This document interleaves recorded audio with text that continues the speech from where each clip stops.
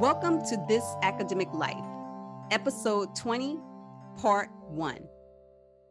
This podcast is brought to you by local sponsors and listeners like yourself. If you're interested in sponsorship, then please contact us at sponsor@thisacademiclife.org. Hi, my name is Kim Michelle Lewis. I'm a professor of physics and associate dean of research. Hi, I'm Lucy Zhang. I'm a professor of mechanical engineering. Hi, I'm Pania Newell. I'm also a professor in mechanical engineering.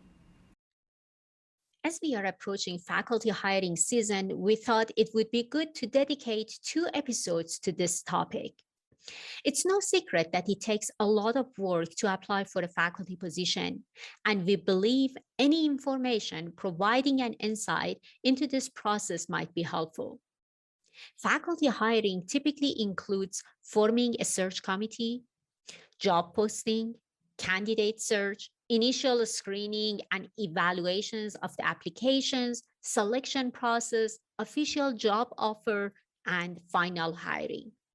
As you can see, it's an exhausting list of steps which require involvement of many people in the process. As 3 of us have been through this process at least once in our academic career, we have 1 or 2 things to share with you all. So let's start by sharing our experiences. Okay, maybe I'll go first. I went through 2 interview rounds in terms of faculty search. The first one was fresh out of graduate school. The second round was when Tulane permanently closed our engineering school and I had to look for a new job. So those are the 2 rounds that I went through. I have to say that, of course, that's many years ago. I mean, even the second round was about 15 years ago. And both rounds, I feel like the first time I was very green. I still remember being very nervous and just all I wanted was a job. It doesn't even matter. But the first one, when I went to Tulane for the interview, at the end of the day, I just felt everything was right. As soon as I got there in the morning, all the way until the dinner, everything was just so perfect. I felt like it was home. And it just went so smooth. And of course, that's actually a very memorable experience because I got the offer on the spot on the first day before the dinner. So that was really something. And I felt right at home, everything was just right. I had no expectation before going, but I felt like that was it. And second round, of course, mentally, I was a little bit unprepared because the closure of school was very sudden and very unexpected. They didn't give us a lot of time to do the search. And when I applied, it was already over the deadline for most institutions. So I didn't have a lot of choices. But fortunately, when Tulane announced the closure, many institutions actually reached out to me and said, we heard about this, would you like to apply? Not necessarily they had positions at the time in their departments, but they reached out to me. And I went through 14 interviews back to back. Wow. About That's a track record. 3 months period. And it was very intense, but I actually was very excited and I felt like it was a new opportunity for me to kind of get myself out there. I wasn't nervous. I was a lot more experienced comparing to 2 or 3 years prior to that. So it was a fun, but it was intense. So I mean, I learned a lot through that experience as well. But that's what I had overall. That's what I experienced. Some good, some bad, which I'll share some more details later. To me, it was really interesting that you said that it felt home when you were interviewing at Tulane. I wonder how many of us we feel like that when we apply for these faculty positions, and then we have the campus interviews, and how many of us continue feeling like that if we feel it during the interview after getting the job. So but that was very, I don't know, to me it was touching that it felt right. My experience was, I had only one experience, and that was here coming to the U. And when I came here, I felt that, wow, this is just like my hometown. It was my first time coming to Salt Lake City. It was just exactly like where I was born and raised, and that was the, I guess, the memorable part of it for me. I can't live without mountains, and the mountains, they were just like, oh, okay, sold. So, but they didn't offer me the job on the spot on the first day, not even on the second day. So I had to wait for it. So I wasn't as lucky as you. So I had 3 different types of interview experiences. One as a postdoctoral researcher leaving directly from grad school. The second was applying for faculty positions right after completing a postdoc.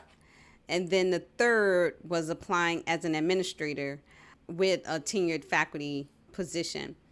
And all of those experiences, as you know, are quite different. I agree with Lucy. I was very new when I became a junior faculty member. But what I can say about each of those 3 different experiences is that each stakeholder or university were looking for something different, right? As a postdoc, they were looking for my ability to mentor students, the graduate students in their lab, and to mentor undergraduate students. As a faculty member, they were looking for my promise in the scholarship that I was going to produce. And then as an administrator, they were looking for leadership skills and the ability for me to have a strong philosophy, whether it was about research, teaching, scholarships, undergraduate experiences. They really wanted you to have your philosophy down packed. So what is it that you believe in? So those were different experiences. And I also think that my experiences varied based on the type of school I interviewed at, right? So as a postdoc, I was really looking for places that were close to home because I just wanted to go home. So no matter what interview I went to, I felt like I was already at home. When I interviewed at LSU, I was like, I'm down the street from home. And so the interview was very relaxing, so to speak, versus when I interviewed at an Ivy League school and on the East Coast, I felt very distant from the university just because in my heart, I just wanted to be close to home.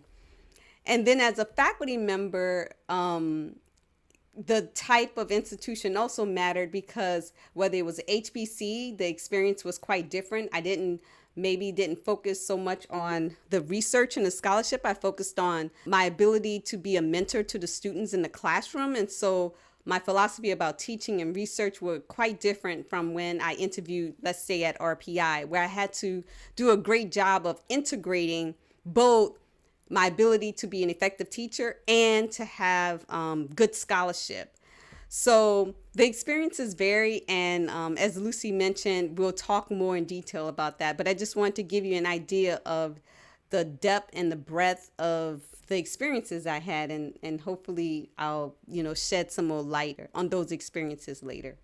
I like the point that you made about that when I see people coming for the interview, I see those that some they are really, really nervous and they can't even communicate when you meet with them in a one-on-one setting. So I think it's really important that we feel relaxed during those processes. So can you guys mention a little bit more about your experience, both as being interviewed and also interviewing others throughout your careers? What are the highlights? What are the things that you think are important when we are applying for these faculty positions?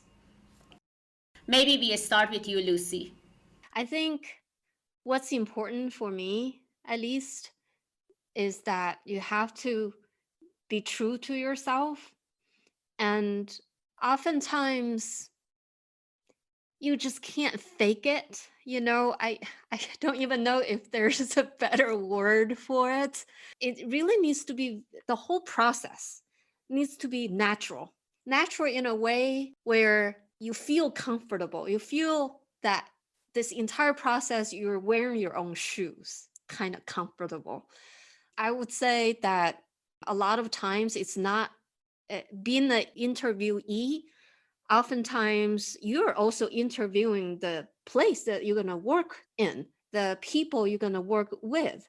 So you want to be also very cognizant while you're on these interviewing processes, that you're looking out for the things that matter to you.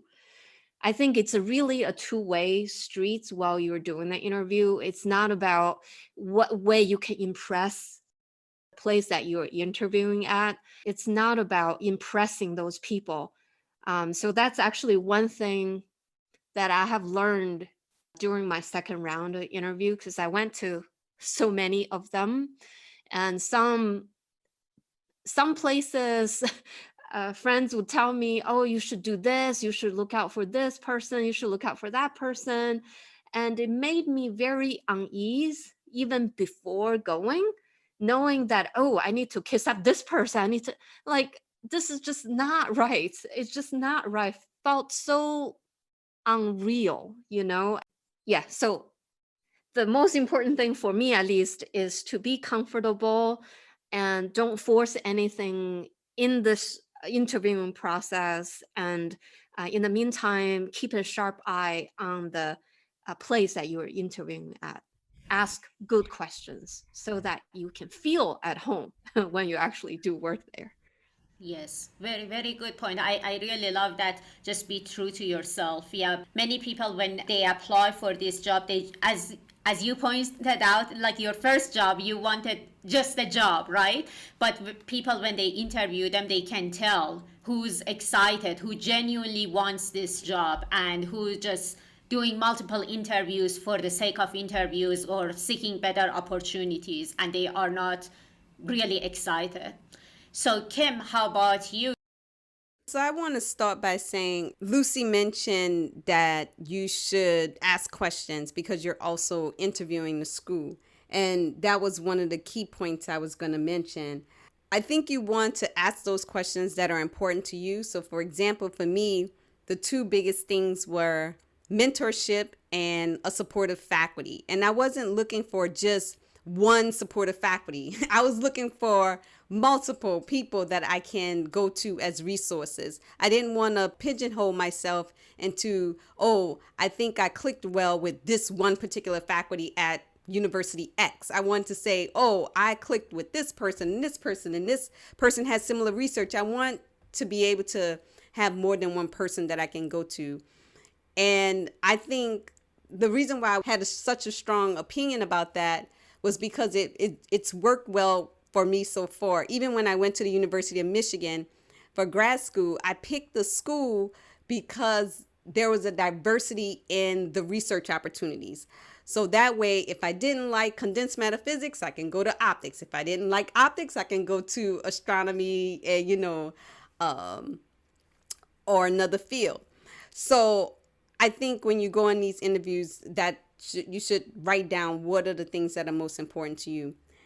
Then on the flip side, being on a search committee and interviewing people for administrative positions and for faculty positions, I found that the candidates, let me say, who submitted their applications early always set the tone, especially if the applications were well written. So if you submit your application early and it's well put together package, you're always going to be number one, because so everybody's going to say, when they get to the next candidate number 2, they're going to be like, oh, this wasn't as good as Kim's. Then they get to candidate 3. I don't know, Kim did a better, so it was funny. I mean, it's psychological, right? They don't mean to necessarily compare you to the first person that they read, but it's subconscious, right? And then you start switching people out. Well, this person was better than Kim. Now we have a new number 1, right? But it's good to just submit early and just start as the number one person and then make other people work to remove you from that spot. So that's my key advice about that. Wow, that's so, I love it. I've never heard of that. I thought that, well, wait for the last minute, submit the best packet. So now it seems that we need to climb so many ladders if we are the last at the bottom. It's like, okay, so wow, that was awesome. It's not supposed to be a competition in that way, like in ranking manner, but people in their mind, there's always some comparison. That's a great point. Love it. Yeah. That was awesome. So since you were talking about serving in the search committee, but step before that are these posting that we send it out to any platforms that I guess they advertise about these positions. What are your thoughts on the importance of the wording in those advertisements? I have some thoughts about that. I've served on a search committee that was interviewing candidates for dean, the faculty members, directors. And for me, and I don't know if I should say unfortunately or fortunately, I was the chair of most of those committees. I always made sure the position descriptions or the job posting was impressive, meaning that I always was digging for a key fact that no one knew about that department, right? So for example, when I was for chemistry, I always made sure to make sure it was expressed somewhere that this was the first department that granted a PhD at the university. Like, to me, that's impressive, right? To want to interview at a university, a historically Black college and university, and you're interviewing for the department that conferred the first PhD degree, right? So I always was looking for some fact like that to highlight. And so that way, right away, I want to draw the attention of the candidate and say, you know what? I think I want to be a part of that, whatever it is, right? So that's kind of what I would say. I don't like plain position descriptions. I don't like it to be generic. I want it to pop. I wanted to really grab the attention of Yeah. the candidate. Yes. Yeah. Yeah. Yeah. I'm the same. How about you, Lucy? Yeah, similar. I mean, we've read the institutions or departments when they're hiring, they're also competing against each other for the best candidates or potential candidates who will join them. So I agree the advertising needs to stand out, whatever it is, either exciting programs or centers it's about to launch or existing ones that potential candidates would fit in very well, stuff like that to kind of support this position so that they right away they know if I go there, oh, look at all these facilities that they will have access to or all these centers of people that they can work with. And I think those would always be a big plus. One thing when you first asked that question, my thought was, oh, because some searches are very specific, even though it came out of a department, for example, they had something specific in mind, some particular area in mind. But sometimes the advertising doesn't really show, doesn't really say it. I still don't really understand what that means, why it cannot be specified. Perhaps they want a bigger pool to choose from. Maybe that's the case. Or perhaps they didn't want to limit themselves in that narrow field. Maybe they say, if a really good candidate comes by in a slightly different field with some tangent fields, maybe we'll entertain that as well. So they didn't want to close that door. So I'm thinking maybe that's the reason. But otherwise, if, as a candidate, I would want to be as broad as possible so that I have more opportunities to apply, right? So yeah, I don't know a lot of times what's the rationale behind all these wordings that goes behind the actual advertising. That's the first step, I guess, in any search, right? So from both sides, people that they are looking for this job, this is the first thing they see, and that's their first impression of the department that they are going to apply for. So do you think that we can make these announcements more inclusive and more diverse?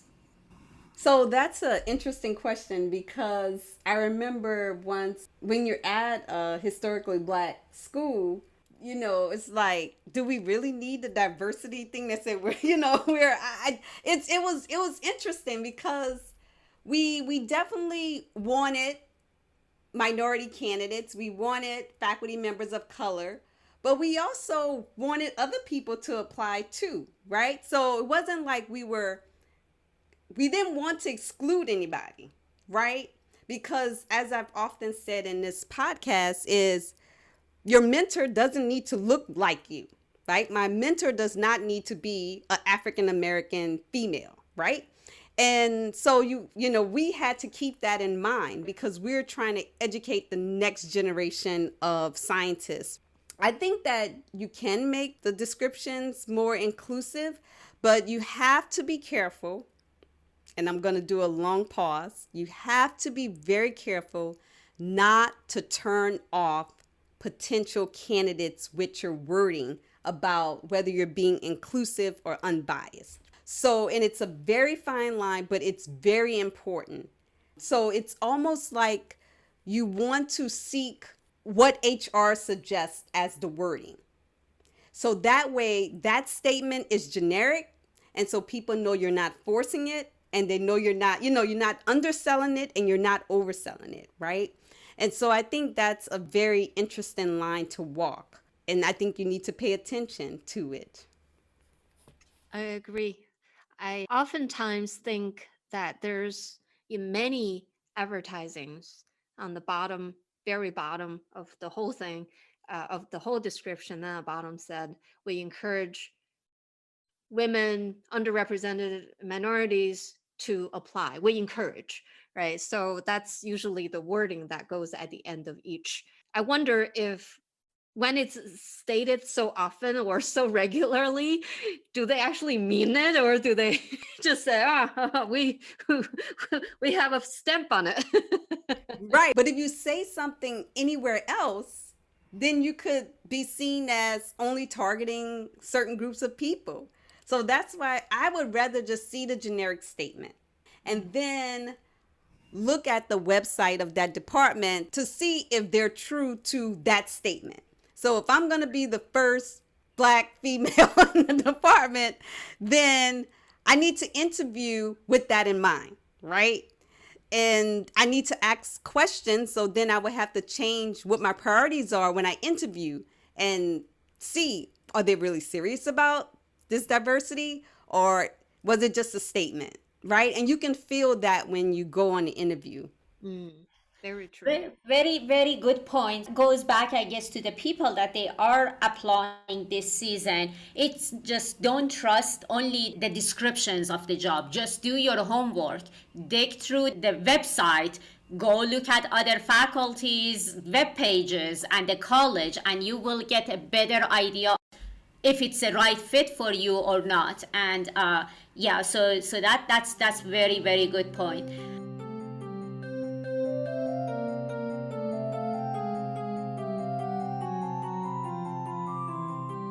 So far, we touched on some of our personal experiences and some aspects of the faculty search, but obviously there are many more left to talk about. And in the next episode, we will return to this very exact topic, and we will discuss and talk about other points related to a faculty search. So stay tuned. Thank you so much for listening. We hope you enjoyed this conversation. Find us at thisacademiclife.org or follow us on Facebook. You can listen to our latest episodes on iTunes, Spotify, Amazon Music, or Google Podcasts. Please rate us. We welcome any feedback or suggestions for future episodes. Join us next time for the good, the bad, and the ugly of this academic life.